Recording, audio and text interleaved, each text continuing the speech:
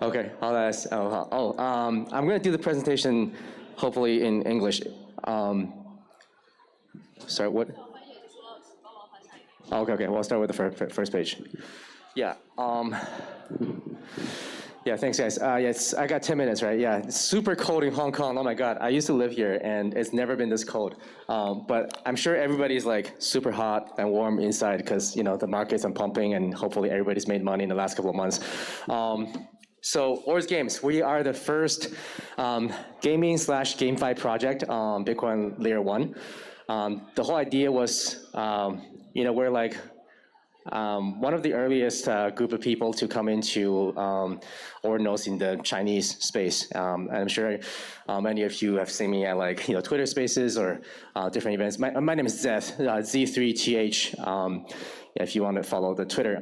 So our idea was to basically look for the difference between Bitcoin Ordinal and Ethereum NFTs. We had been building on Ethereum for a couple of years, and Ethereum NFTs went through a huge bull bear cycle, and there was no more opportunity to be seeked there. So we quickly realized the narrative of NFTs on Ethereum can replicate very quickly on Bitcoin, and that's why we just dropped everything ETH related and went all out on Bitcoin. And to figure out the difference between ordinals and NFTs, we started thinking about what can you inscribe into an ordinal that's fundamentally different. So we tried to move away from JPEGs and looked at HTML files and code. So what we found was you can do retro games that would fit inside a 200 kilobyte ordinal because Bitcoin block size is limited to 4 megabytes and each ordinal can be no bigger than 200 kilobytes of data. Very similar with like a floppy disk if you guys played with computer games back in like the 1990s. So we started out with inscribing retro games. The first game season we released was, next page please. First game season we released was Battle City. Who's doing the? 帮忙翻下一页，不好意思，谢谢。Bilingual presentation. Yeah. So sorry. 再下一页，谢谢。对，就是 the first game season was we inscribed Battle City, in Chinese it's called 坦克大战, to Bitcoin. So every single Bitcoin node and mining machine would have that around the world with our games inside of it, and the way you get rewards is to play it, and you input your wallet address, which is an identifier. At the end of your gameplay, it spits out a long string of text, like a hash, and you copy paste that hash onto your website so we know which wallet played and what's your score.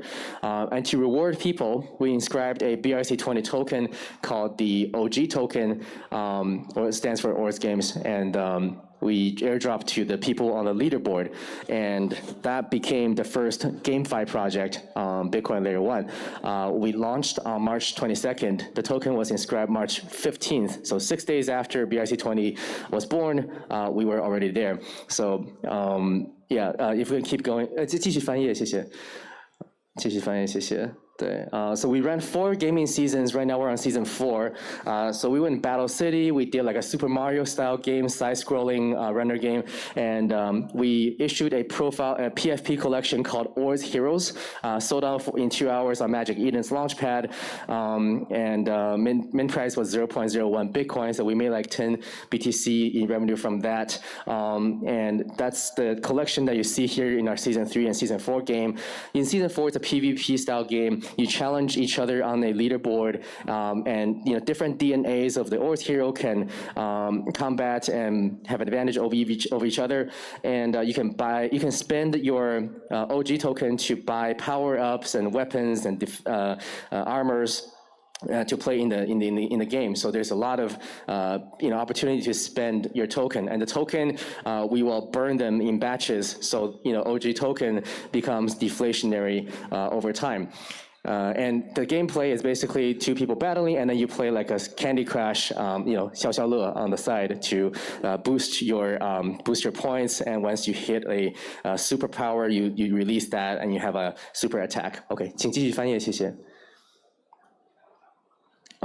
Yeah, since our launch, our token has had, like an all-time high market cap, fully diluted of $21 million, so $1 per token. And right now we're trading around 70 cents. 继续翻页吧. It's been top 10 since like its launch, but now there's a lot of BRC20s that popped up, so I don't think we're top 10 anymore, but pretty consistent. 麻烦继续翻吧，谢谢. So we're tradable on Unisat, tradable on OKX marketplaces, obviously. Tokenomics, we 10% reserve for team, 30% for investors, and around 40 to 50% for play to earn rewards. OK, 继续翻页吧，谢谢. Yeah, and I mentioned there's many places to spend these tokens, in both in-game as well as auctions of like rare assets in the form of like game NFTs and in-chain in-game assets. 继续翻页，谢谢.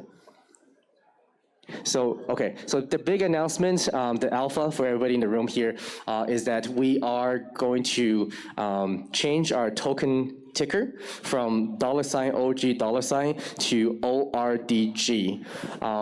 The reason for that is the $ makes it very difficult for exchange listing and also just to tell people about your token. So we've realized that in marketing that it's easier to just do ORDG. Also, we're doing an IDO on Alex. Alex is the leading, if not the only, the DeFi protocol and DEX platform on Stacks. And so we are going to do an IDO around 50 to 100K worth of ORDG token on Alex in conjunction with our token ticker switch, so that over the next week, anybody can still buy our OG token on the market. Next Tuesday, we'll snapshot, and at that point, there will be halted trading, and then we do the IDO, and trading will start again beginning of January on Alex and OKX and Unisat. Okay, 最后一页，谢谢. Yeah, so for fundraising, sorry, 不好意思，倒是第二页，谢谢. For fundraising, we are looking at I guess $10 million valuation, raising $1 million, and the funds will go towards marketing, team expansion, and daily expenses. Yeah, that's everything. Thank you very much.